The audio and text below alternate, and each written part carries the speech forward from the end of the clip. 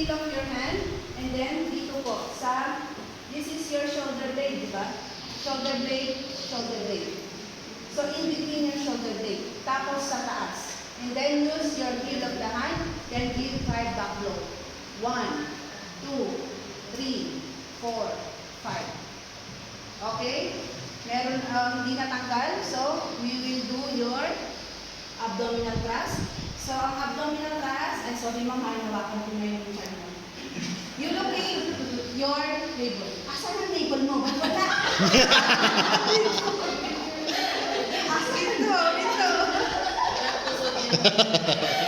Ito. Nakikiliti ako. Okay, so yung navel niya, i-assist the navel, no? Yung sa navel, doon sa taas na mismo. Sa taas lang. In between the navel and then the xiphoid process. In between the navel and then the xiphoid process, ilagay nyo yung kamay nyo doon. Okay? So, paano yung paglalagay ng kamay nyo niya? Ganyan. And then, lagay nyo dito. Hindi pala ako. Right-handed. Right-handed pala ako. So, ganyan. And then, lagay doon. Tapos, support. And then, inward, upward motion. Inward, upward. Inward, upward.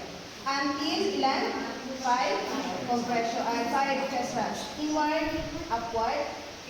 Dapat merong force na lang tataas yung air. Para yung air kasi, it will help dislodge the object. Okay? 3, 4, Hamuso na nga bagkaten, ma'am. Hamuso na nga bagkaten. Paano mo pagkakaroon? Ano mo lang siya, i-ganon mo lang siya. Pero kung syempre, kung mas magaan yung pasyente mo, tendency is baka umangas mo siya. Lalo na sa laki mo yan, pilit, baka tumaas yung pasyente mo. Thank you lang. Ganun lang naman sa adult, no? Walang masyadong iisipin sa adult. Pero sa infant kasi, medyo okay, tignan niyo muna dyan. Sabi, support the infant and head downwards, prone position to enable gravity to assist removal of the foreign body. So, palaging naka-head down ang pasyente. Ha? Naka-head down. Whenever you give back blows or kaya chest thrust. Chest thrust is same with your CPR. Okay? And then, seated or kneeling. Pag wala kayong, pag walang upuan, pwede kayong mag-kneel. No? Kung hindi available, pwede kayong mag-kneel. Yan. Okay? Pero kung may upuan, gumamit kayo ng upuan. And then, support the infant's head, replacing the thumb of one hand, the angle of the lower jaw. Okay? Supporting the head and then the body of the patient. And then, pero wag mo i-compress yung ito. Ito yung palagi mong sinasabi sa inyo, don't compress yung dito niya. Kasi that is your throat. Diba? Kung kailangan yung iangat yung head, ay yung chin. Ito lang po. Okay, so sa accessor, nagbigay siya ng scenario na you leave your patient sa playpen, naglalaro. Okay, hinayaan mo lang siya maglaro doon. Tapos pagbalik mo, the patient is already lying on the floor with cyanosis na siya. Cyanotic na, yung lips niya bluish na, tsaka yung face nag-start na maging cyanotic. Okay, tapos the patient is crying. Nakikita niyo kasi lumuluha pero walang sounds na lumalabas. So what type of Severe. Severe. Okay. So before you get your patient, you check first the airway, head tilt, chin lift. Okay, check. Then tell the result of your assessment or yung pag-check nyo. There's no obstruction or there's no visible obstruction seen. So I will now sandwich the baby. So you assist the jaw of the patient and then the neck of the patient and then the whole body niya and then the back. Then head down.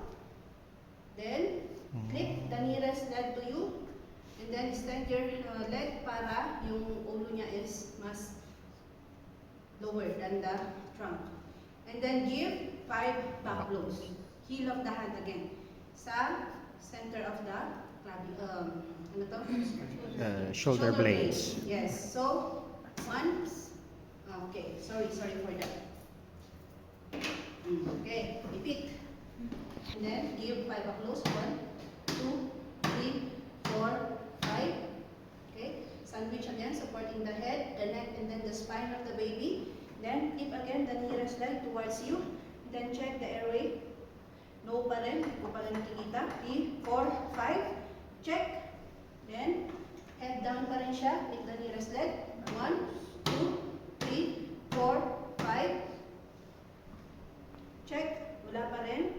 1, 2, 3, 4, 5. Check. Wala pa rin. So, until Lumabas. ma-dislodge yung object. 5. And then, ayan na. Lumabas na yung kanyang mata ng stuffed toys niya. Okay? Paglabas ng stuffed toys, mata ng stuffed toys niya, bigla siyang umiyak. So, anong gagawin niyo pag bigla siyang umiyak? Recovery position.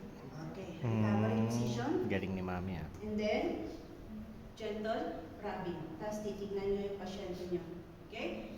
Ngayon, sinabi ng assessor, okay, bigla siyang na-unconscious. Bigla siyang na-unconscious, lay your patient on a flat surface. And then, hello sir, ma'am, I have a patient here, is 10 months old, and the patient becomes unconscious after giving choking management. Please come, I need your help. Come here at Medline, there's a Cosmopolitan Hotel along with Indian Road. Come ASAP po. Okay? And then after that is, you will now check the pulse. LLF. 1, 2, 3, 4, 5, 6, 7, 8, 9, 10. Negative, negative. What will I do? CPR. CPR. Then act accordingly na. Ganun lang po.